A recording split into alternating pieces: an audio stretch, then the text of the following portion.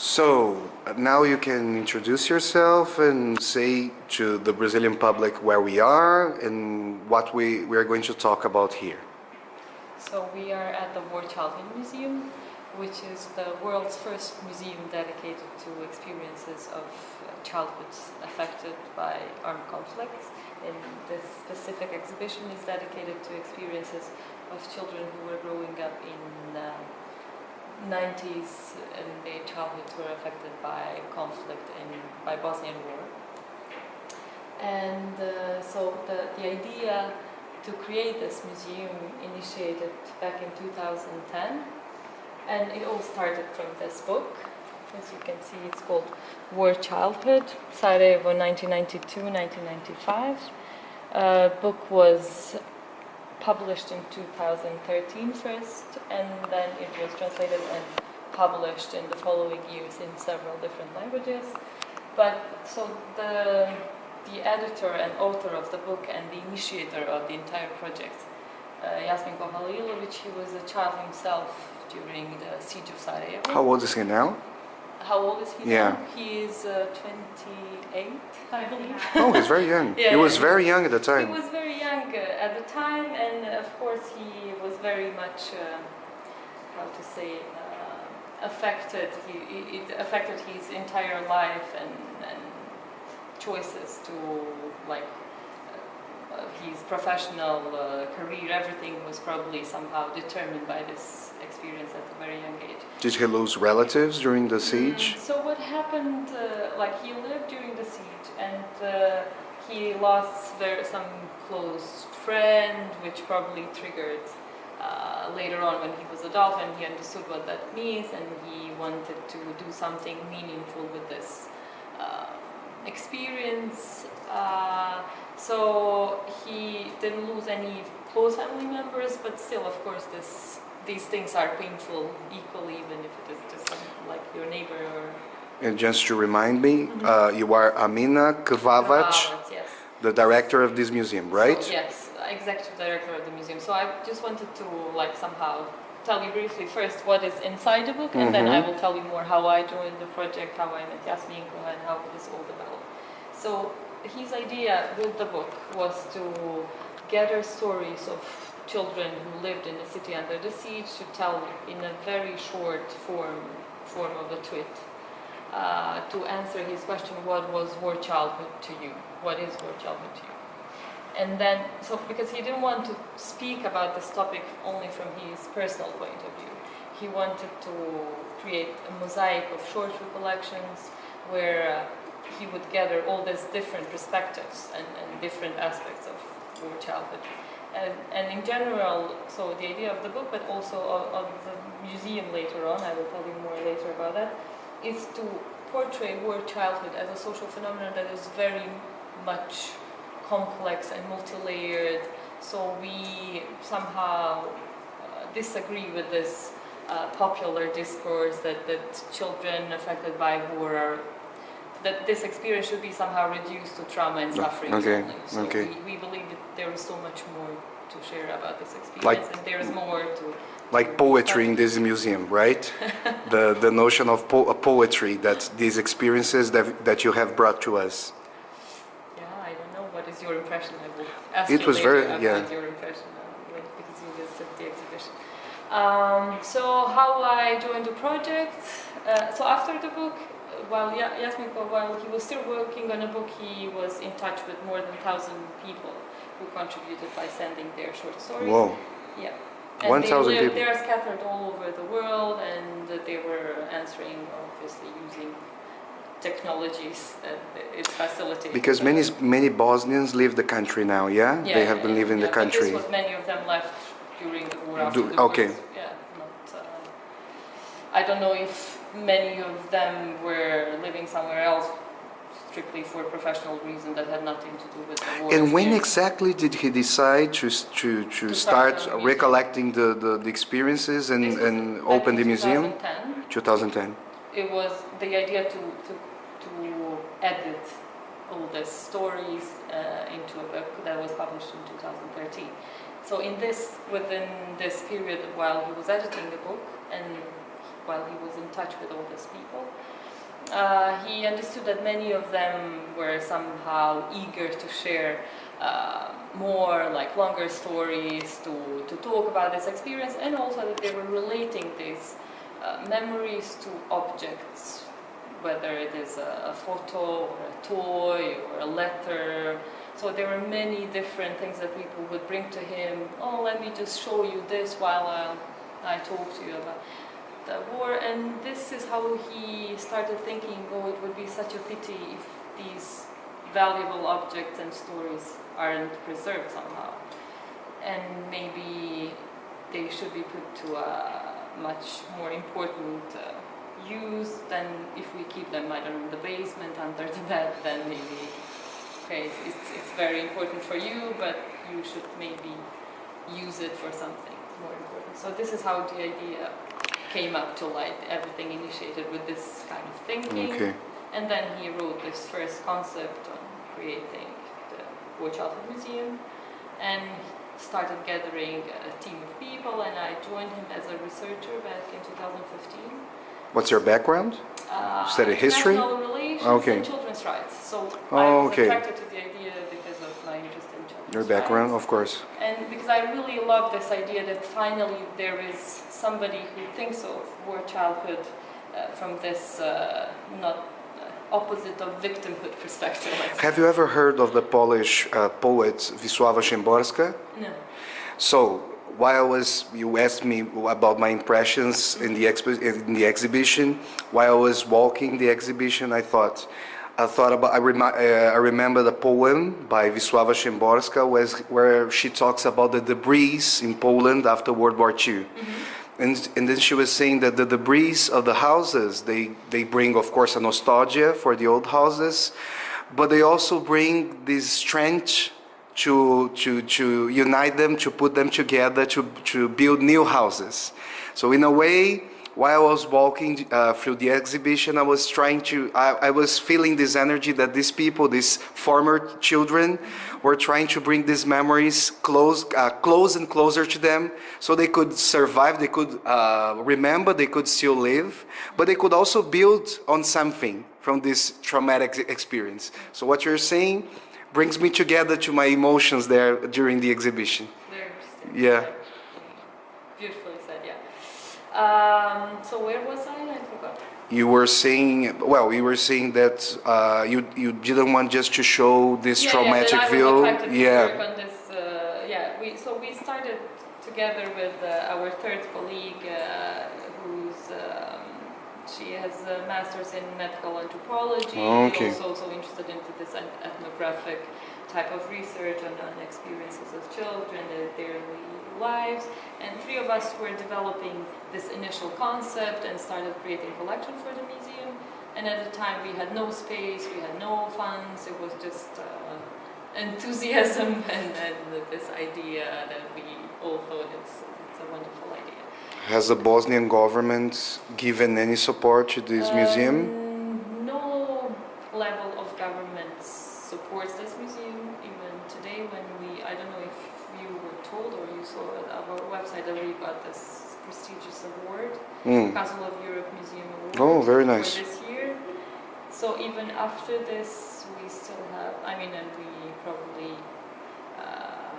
will not get any funds, and we even are no longer, I don't know if it is too much to say that we are no longer even interested, but we understood that we can survive without support. And it's very nice. Very nice. Can we walk through the... So now we are entering. This is a beautiful place, as you see.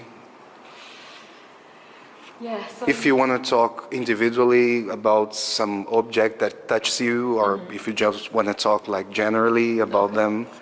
So just generally, I will tell you that this is a museum of personal stories and objects that are somehow illustrating a story. So none of these objects has huge material value. You will see that there is an old toy or an old plate, but they are extremely valuable because they speak of a personal experience of the child. You see, in the old Marxist theory, they talked about the worth value and the use value. And the use values of these objects are amazing, are marvelous. They're countless, yeah? Yeah, and I mentioned briefly earlier that we hope that our aim is to show how complex this experience is, and we try to, when introducing this exhibition and following exhibition that will come, the idea is to somehow represent all these different aspects of this experience.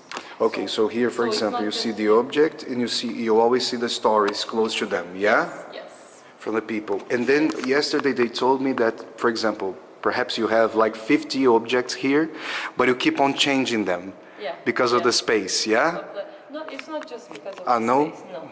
Because before we set up this permanent exhibition, we had temporary exhibition at the Historical Museum. Okay. And we tested the model, let's say. They're close to the river, you mean? Yes. Okay. Yes. And we also consulted the professors from the US, from the museum department, the University of New York, for example, was somebody who worked with us on producing this exhibition.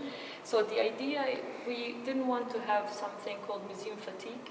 So we tested like how many stories would manage to reach the goal, but without bringing so we could bring more new public. Yeah, you wanted to test this museum fatigue to bring a new public, to always keep bringing people. To test also how many stories can tell what we want to tell. Okay. But without becoming like a burden, like a stressful situation, or distress, because the topic is not very easy to digest to everybody. So without actually reaching the point where you overwhelm an individual visitor. Okay. So this 50 was like optimum that we somehow understood.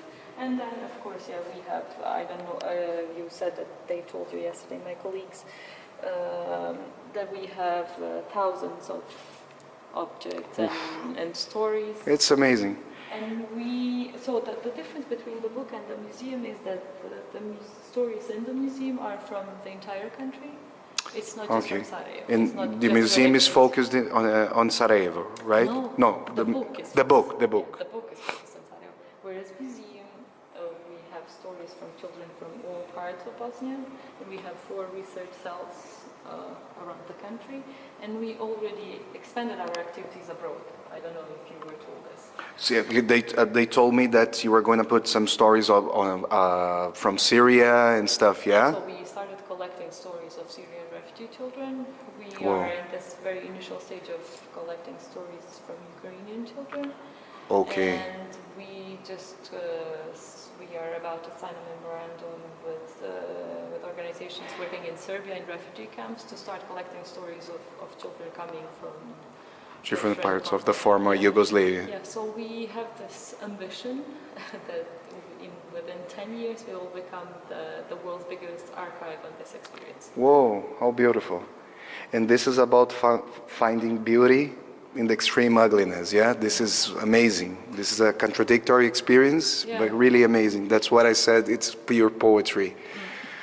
And we hope to be a platform for all those who were affected by conflicts as children, like to share their stories, to find a community, to understand that they are not alone with this experience. So it's somehow... Do these people keep in touch? It helps healing process of the society, but also of individuals. Do they keep in touch? Do you know if they keep in touch? Here we have occasionally gatherings. Before we opened the museum, we would meet in bars. Oh, okay. So it's really, we are creating this community. Has everybody come here to see the museum? Everybody? More or less, yeah, of course. People feel like this is their museum. So we want to emphasize the resilience of children, this idea that they are active agents even in difficult circumstances, that they contribute to social change, and all these ideas that somehow portray children as empowered survivors as opposed to the powerless victims. Passive, just victims, passive subjects. And this is very interesting. I was seeing a documentary in the Genocide Museum in which a couple was getting married in the middle of the siege, and the girl was pregnant. And there was also a couple of girls, and they were going to cross the main street in Sarajevo there, encircled by the hills. And of course, you know that they had to run because the snipers were there. And it was very shocking to me at once, but now after being here, I realized because they were kind of making jokes with the fact that they had to run. Perhaps, as I've been to Israel, they have this black humor about the Holocaust, or perhaps it's something Bosnian that you have black humor as well. But I could really see that this girl was trying to make a living as let's say, a normal child, even though she had to run from one place to the other to avoid the shots from the snipers. There was a childish part in this experience as well, apart from the black humor. Would you say that? Childish part? Yes, that she was being a child, with, of course, not in a normal experience. Of course, Exactly. But she was being active as a child to build her own experience. You construct your daily life, you shape it, you make decisions. We have now, I think, this excerpts of video testimonies. Have you seen them all? Yeah. So there is this funny story of a boy in Sarajevo who he had to run to get a snack for his friends from one school building to another, and the shelling started, and how he and his friend had to run with the big pot of milk and the snack, and then they were hiding in some corridors in between. It was just, and he said in this video testimony something that was really striking. He said, now from this perspective, when I am a parent, I have my children, and I just imagine my parents letting me go to school and letting me decide on how to run and hide. It's really I also remember a testimony in which a girl went to the hospital to see her father, and he was very thin, but she had a mustache, and it was beautiful. And she said that he had a mustache, but she didn't recognize him because he didn't have this mustache. And then he made up a story so she could believe the mustache would come back again. So this is the sort of story that you can find here, and it's beautiful. And this is also for me the way how children shape actions of adults in their vicinity. Also, like if we are talking about children's rights and their agency, this is a very good demonstration how they influence not only their actions but also. Well, of course, they are influenced by the adults, but in this case, the adult had to adapt himself to enter his daughter's world. Yeah, So very nice. both ways. Can we go a little further? And this is also the story of this explosion. Yes, it's amazing. They would turn that's what children, I remember from my age, and I am the same age of these people here now, that we would transform everything we had in hands, like as a Brazilian. I don't come from a rich neighborhood, so it was a very low middle class neighborhood, so we would get stones to play soccer and everything we had. So I imagine they were using everything they had also to entertain themselves. Even though But have you read this story? that it exploded, yes? And then I was listening, I was having the audio guide, and said that this is almost everything of Of this, almost everything of what? There was this structure of a child playground. Yeah. The children were playing, and then the grenade hit in the middle while children were playing. So this is one of the stories. And then the guy says that they didn't want to keep the structure in the same place, but then he fought to maintain the structure, yeah? They were keeping it for 20 years, really entire neighborhood, because this particular case hit really entire neighborhood, remained trapped in this trauma. It was a very difficult item to collect, because we went there and we spoke to many of the people that survived this, or their parents of those who didn't survive, and it is so valuable. They were all keeping their eyes on this, and when they came here, it was very emotional reaction. Perhaps we could have an overview of the other room, and then would you like to talk about the way Bosnia is healing itself after the war, the things that are going on now? I mean, I would talk about this healing process somehow in relation to museums. Oh, okay. Like generally, I don't know if I would.